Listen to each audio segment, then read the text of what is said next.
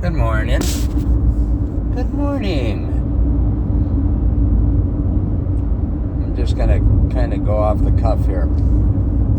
A picture that I'd taken years ago of a potato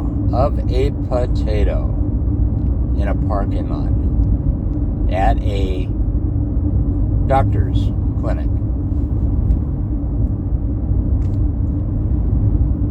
Seems odd enough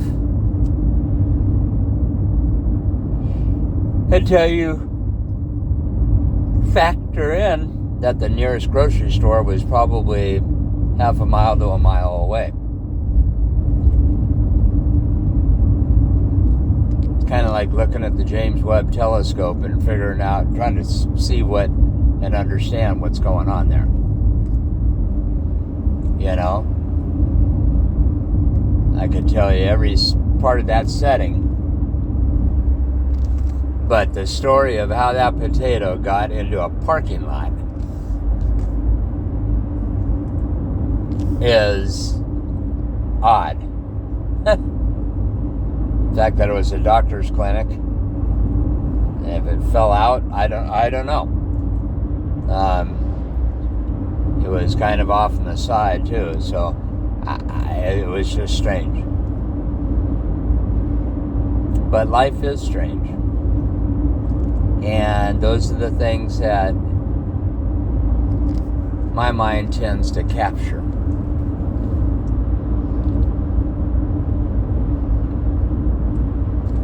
And I've kind of honed it more and more. You know, like how they say people with ESP or something like that, they just learn to follow those lines, or, you know, people that see the dead or whatever it is, they embraced their little quirk, their nuance. Well, this has been mine. And I've learned to embrace it because I write. I know at times it scared people and made people, you know, kind of shy away from me. But hey, it's me. I don't prejudge on other people simply because of they have a tick or they do something different than what, quote unquote, is the norm. And, you know, it's sad that people would do that in the first place. And, you know what I mean? That they would actually prejudge. I mean, it's okay if you don't want to get involved or know a person or, you know, whatever, but to not include another person within just a semicircle of acquaintances, let alone a circle of friends, is truly saddening. I'm not saying you have to wholeheartedly dive into their lives, but like what I was saying, to shun them or prejudge them based on outward appearance, based on a quirk such as that, is wrong. Flat out wrong. Why? Because if it's done to you, you know how shitty you feel. We're all on this planet together. And for whatever reason, we're all meant to be here at this time period in this placement of history. When you leave, no matter what the outcome is, heaven, reincarnation, turn into a butterfly, turn into a grub worm, or just pitch blackness. And that's the end of the story. Wouldn't the things that move you the most. And I'm not talking materialistic.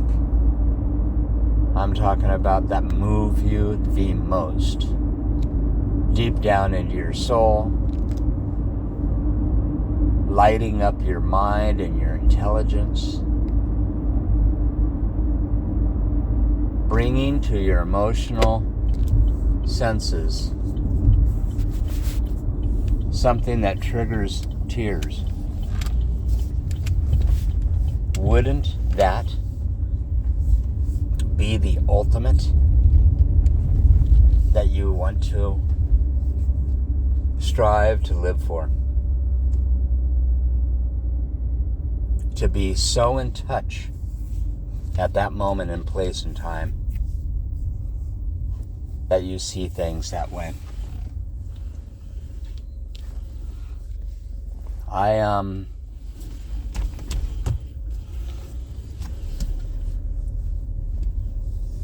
I pray that we learn to love more. I pray that we learn to see things differently as I drop you on the ground.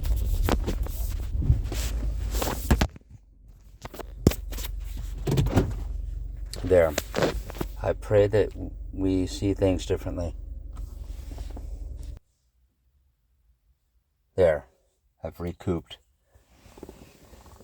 And kept going on and kept pushing on.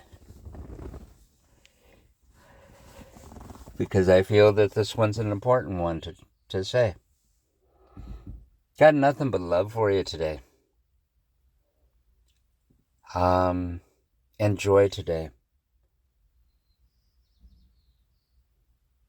Take time not to only smell the flowers, but to notice the lighting. Notice the height, the spacing, the color. And notice the reason why you noticed it.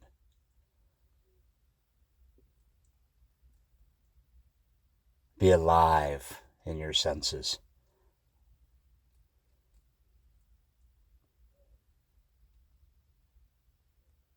Got nothing but love for you. Have a great day. Happy Monday.